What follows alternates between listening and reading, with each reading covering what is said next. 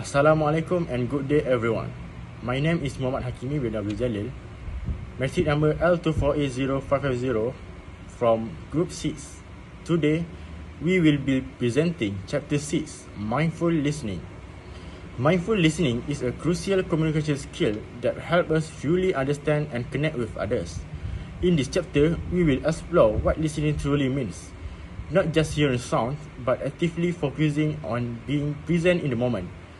As you can see in the image, mindful listening often starts in everyday conversation, like between a parent and child, where giving full attention can build trust and understanding. Throughout this presentation, we will go through the process of listening, why mindfulness matters, and how it can improve our personal and professional relationship. Let's begin by understanding what listening really involves. Before we dive deeper, let's first distinguish between hearing and listening. Hearing is a psychological activity. It simply happens when sound waves hit our eardrums. We don't have to think about it. It's automatic. Listening, on the other hand, is very different. It is an active and complex process. It requires us to be mindful, to pay attention. When we listen, we physically receive sound, but we also go further. We select and organize the information, interpret what it means, respond truthfully, and finally, we remember it. This Chinese character for listening beautifully illustrates. It combines the idea of using our eyes, ears, mind, and heart to truly listen. Assalamualaikum warahmatullahi wabarakatuh. My name is Arzenda Putra Rohmana, metric number L24A0610. The listening process. Listening isn't just about hearing a sound. First, you need to be fully focused and really paying attention to the person who's speaking. And then your ears pick up the sound and your brain starts sorting through the information and figuring out what's the important. Next, we moving on to the listening process continue. After that, you try to understand what the person actually means. Once you get it, you respond either by saying something back or just showing you're listening with a nod or a smile. Finally, you remember what was said, especially if it's something you'll need later. Thanks. Assalamualaikum warahmatullahi wabarakatuh.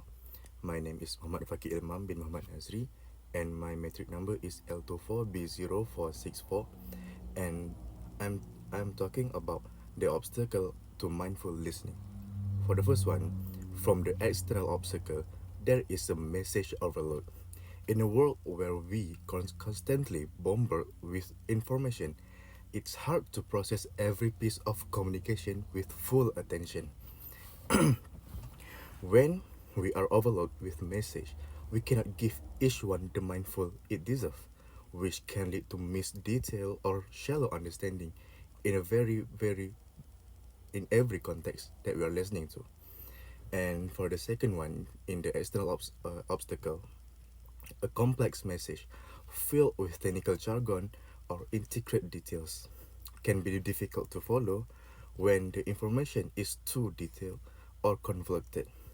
We might struggle to stay focused, losing our ability to engage in mindful listening and understand in the core of message.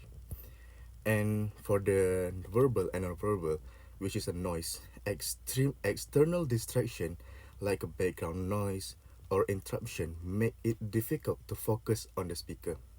Verbal noises can include unclear speech or overlapping conversation, while non-verbal noise can come from the speaker's body language or environmental distraction. For example, when we talk about something and there's car on our way, it will make some noise. That's kind of distraction that we might consider as obstacle to mindful listening. Okay, for the internal obstacle, The first one is a preoccupation. When we are mentally preoccupied with our own thoughts, emotion, or personal issue, we often lose focus on this conversation.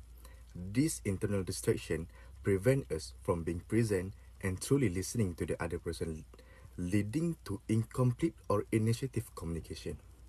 Okay, for the second one, in the same context, which is internal obstacle, the prejudgment. Prejudging what someone is going to say based on assumption or past experience causes us to stop actively listening.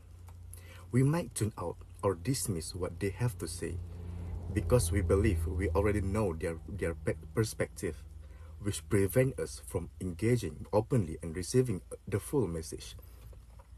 The third one, reacting to emotional loaded language. Words or phrases that evoke strong emotion, whether positive or negative, can hijack our attention. Instead of focusing on the message, we react emotionally, which might cause us to misinterpret the speaker's intent or make it difficult to listen calmly and thoughtfully. And the fourth one, the lack of effort. Mindful listening requires conscious effort. Without this effort, we may become distracted or disengaged either due to lack of interest or energy. When we don't actively focus on the conversation, we miss the chance to fully understand and engage with the other person is saying. And the last one is failure to adapt listening styles. Everyone has a different communication style, and failing to adjust our listening approach can create barrier in understanding. If we don't adapt to the speaker preferred style, we may miss key point or misinterpret their message. In a summary, external obstacles like message overload, complexity, and noise combined with internal obstacles such as preoccupation, prejudgment, emotional reaction, lack of effort, and failure to adapt all hinder our ability to practice mindful listening. This barrier prevent us from fully engaging with the speaker, processing the message accurately, and fostering meaningful communication. Overcoming this obstacle requires conscious awareness, effort, and flexibility in how we approach listening in a different context. That's all from me. Thank you. Assalamualaikum. My name is Muhammad Amir Luqman, and I will be continuing the presentation with forms of non-listening behavior. There are 6 forms of non-listening behavior. The first one is pseudo-listening, which is pretending to listen to someone while actually not paying full attention.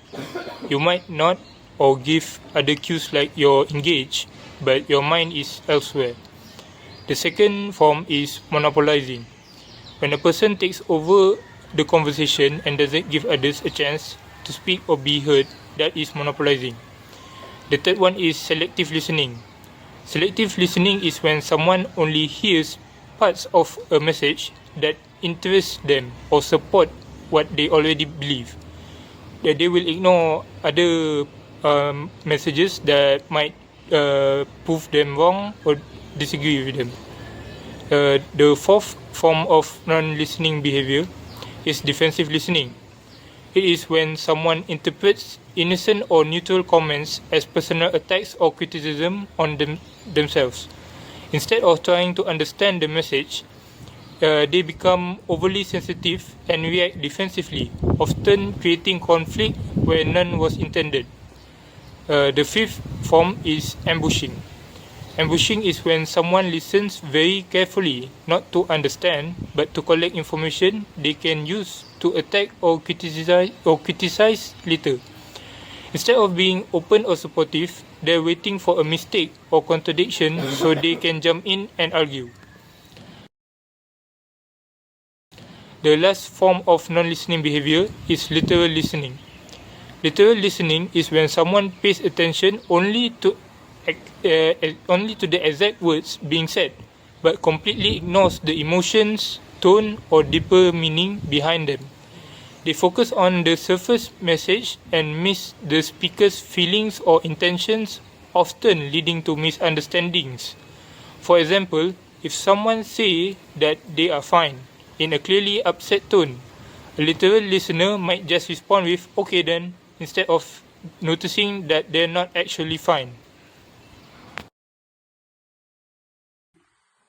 Alright, Bismillahirrahmanirrahim. Now is my turn, which is I'm gonna presenting about my part. So there is two things that I want to share.